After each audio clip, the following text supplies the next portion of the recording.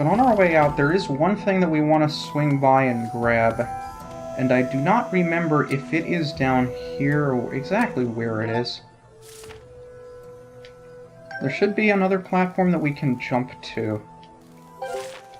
The question is where. It may be this one, because it doesn't look like there's anything else. See, there's a goddess chest, or goddess cube, all the way over there. Gotta figure out a way to get to that, don't we? I think maybe we had a way to get to there from here. Maybe we'll just ride this down. I forget if we could have gotten this before. We probably could have, because that dude's in the way, and we got the chest that was over here. So maybe I should have gotten this before, but oh well. We can grapple over to vines. And even though we are in the present, these vines still work. They look painful, but they still work. So we can climb all the way up here, get ourselves another goddess cube. But just look around this area and see how massive the sea is. This isn't just a lake that's dried up, it's an entire freaking ocean. And it extends so far, like you can see all of the clouds above us, and the shadows that they're casting over the ocean. And you can see some other stuff off in the distance as well. Like, what's over in that direction? Oh, you can't see from here. Well, it's probably somewhere we'll be going next. But it's just so nice. I see a treasure chest over there, too. I know there are some of those powered not rails, but like ropes. I don't even know. Like zip lines, I guess you could call them. Some of them go back from the direction that they came in. Others are only going one way. I forget if this one also goes both ways. Yeah, it does. Okay, great. So we can take this back up, and then we can launch off this platform to go fall to the one that has the treasure chest on it. Now this is one that I think I missed my first time. You can see it's right down there. And it's one of the few that you can actually control your descent from. There aren't many platforms that allow you to do that, and even on the surface here, it's no exception. There are only a couple of them that you can dive from on the surface. It looked like, was I the only one who saw it looked like a sunset around the area while we were picking up the treasure chest? I'm gonna have to look at that in slow-mo or something. I don't think I've ever seen that before. But we have to use the claw shot targets in order to make our way back to the boat. Now that we have the sea chart, maybe we'll be able to figure out how we're supposed to progress from here. So I'll leave you alone this time. I think killing you once is enough. See what we can do with this sea chart now. One step closer to finding the boat, maybe?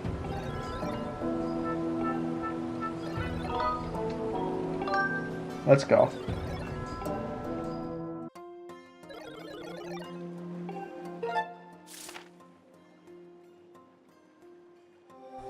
Do do do do do do. Well, I didn't place a beacon, but we know where we're going.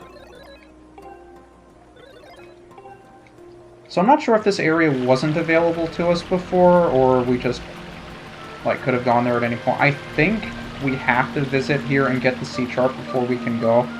Although I'm not entirely sure what's stopping you from going there. But we just continue north from here. And as you can imagine, things are going to get a little bit more choppy the closer we get to enemy territory. So you'll see the barrel. It's very similar to Wind Waker. Like, you'll have barrels popping up, you'll have guys shooting at you, all that fun stuff. But for the most part, you can just ignore them entirely and just make your way over to the dock, and you'll be fine. Shipyard? Doesn't sound like enemy territory to me. Is this where you made your ships? Really interesting place. Although a lot of these buildings don't look too functional for anything. Can't imagine what most of them would be used for, but they look fancy.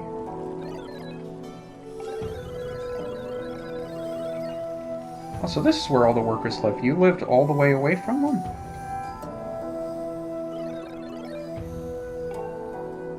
So I guess we need to get into the construction bay, which is conveniently locked.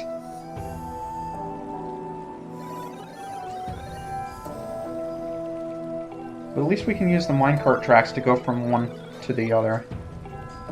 So I guess the construction bay is ultimately where we're headed. But we're not going to be able to get in there directly.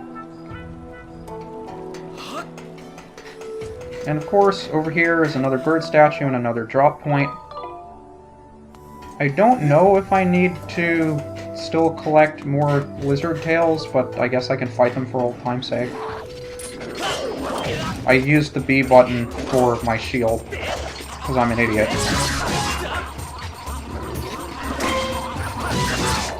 Oh, and he falls off just like the other one, so I don't get his item. That's nice. Bye, buddy.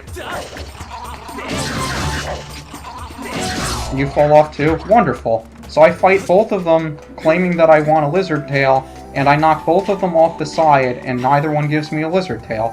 Fantastic. So here we have instructions on how to use a minecart. Yeah, you never want to slow down. It's pretty standard stuff. Oh, hey, there's a dude here. Hi, dude. I almost ran right past you.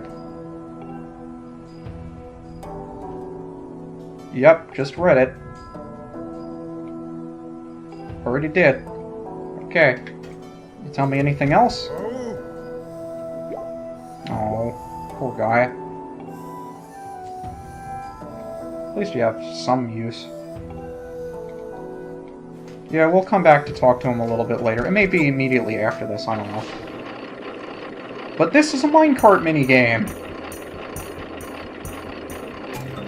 You lean left and right in order to make turns tighter. So if we lean into this turn, we'll gain some extra speed. If you're leaning on a straightaway, it doesn't affect you in any way. But you'll want to lean in the direction that you're turning because it will give you extra speed. If you happen to lean in the incorrect direction, you'll lose balance, and if you stay there for maybe a second or so, you'll fall off and have to do everything over again. So this first minecart track, there really isn't too much to it. In fact, if you put no inputs at all, you'll still make it work perfectly fine. But I'm impatient. So over here we'll find some dragonflies. I'm not going to be bothered to catch anything anymore. More of these guys, just leave them alone. You can take this to go back down to the beginning, or we can move on to the next minecart track. To the construction bay. Nothing else.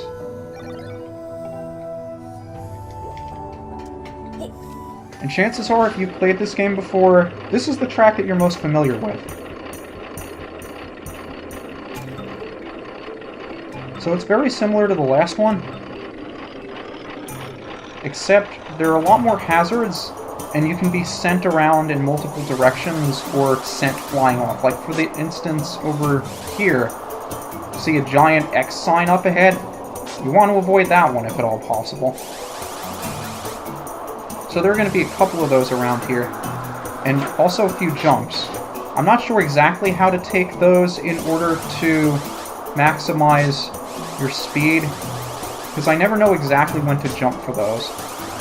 But I know you do want to jump for those at some point, and you do that by shaking the remote.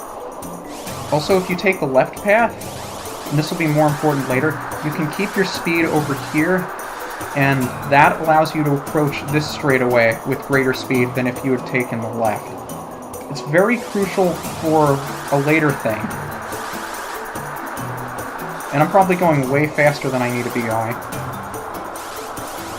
I imagine you can guess, if you don't already know, why I know this track so well.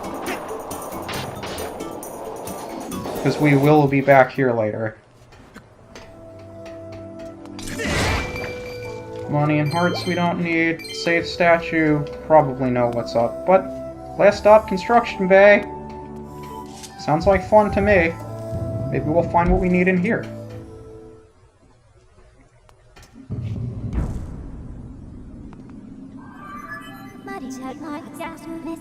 Thank you.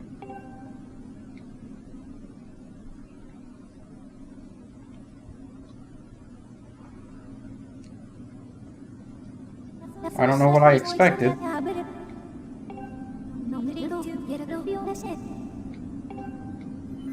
Yeah, that'll be useful. I never really explore up here too much, though.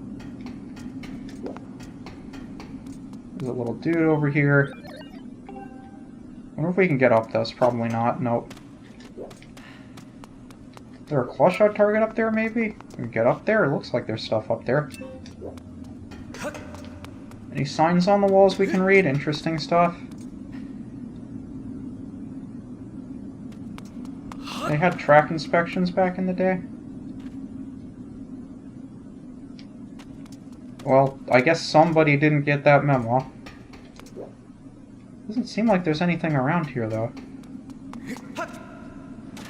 Little dudes. Man, more jelly blobs. Well, I guess we can... We do have to explore this place, don't we? So who remembers... Yeah... We're doing this again. I mean, at least we have double the sword strength that we had before. I don't remember if that factors in or not. Doesn't factor in there. Come on, open up that pincer. There's a good boy. Come on, do it again. Now, maybe the double sword strength doesn't factor in here. I always assumed it did. It is kind of annoying when he closes his pincer right after he opens it, so you just barely have time to react, and by the time you do, it's gone. Maybe focusing on one pincer wasn't the best idea. I mean, it makes my life easier here if he keeps the pincer open. Like, you can see, I don't care about this fight at all, relative to the first time we were here. I don't even know why I move most of the time. I should just stand still. But, like, you have just enough time to react to when he opens his pincer before he attacks sometimes. But again, I never use my shield bash, and whose fault is that? So again, bring him up as quickly as you can. Come over here. Where are you going? Oh, he does charge at you. I mean, this fight went so well before, and here I am just not giving a damn. But thankfully the sword is twice as long, so you can reach with it a little bit farther. I was just really careless because I don't care. I think that's usually what careless means.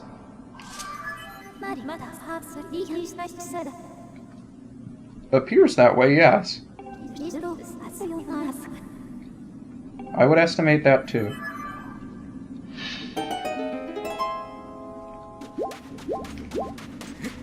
So before we leave, I want to see if there's one other thing we can do first.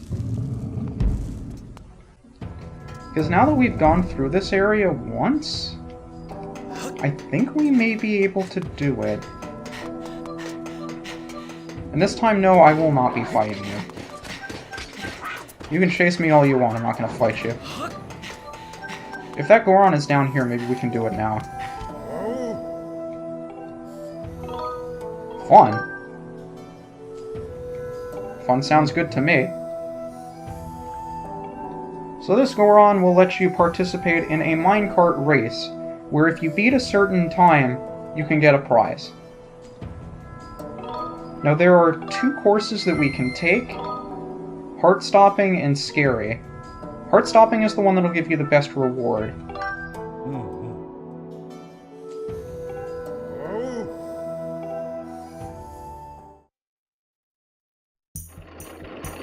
And this is the longer track of the two that we faced. This is why I remember it so well.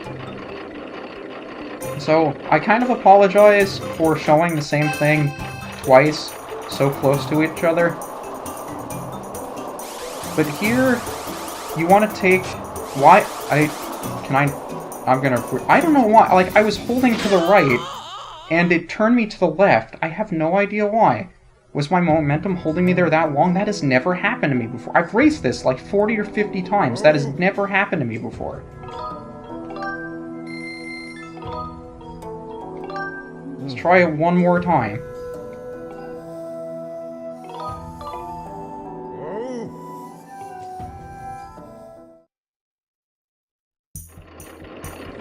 I swear, sometimes the remote just does not react the way that I tried to have it go. But regardless, let's go again. I know I wouldn't have been able to beat the time if I had to circle around the start again. So there's no point in doing that. But you want to do whatever you can to maximize your speed at any given point. So take every turn that you can with the proper tilt. Take the jumps with the speed that you gain if you can, although I can't give you the best strategy on how to take those. I don't think you need to be perfect. I do believe you almost have to take the left path here.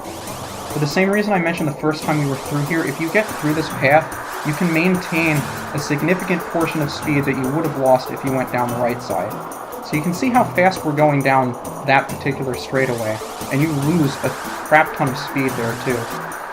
So you want to enter that with as much speed as you can. And I forget if we need to beat a minute 5? I think we need to beat a minute 5. Yep, just barely cleared it. It's either a minute 5 or a minute 10.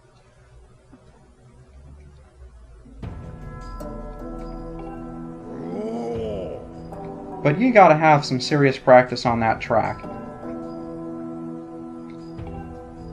And for beating that time, he gives us a piece of heart. That'll give us 16.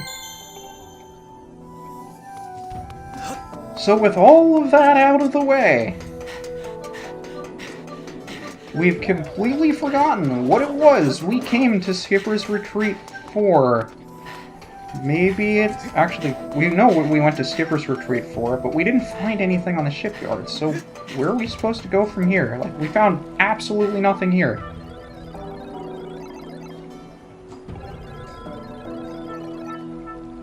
I guess we're going to the pirate stronghold next. Sounds like fun to me.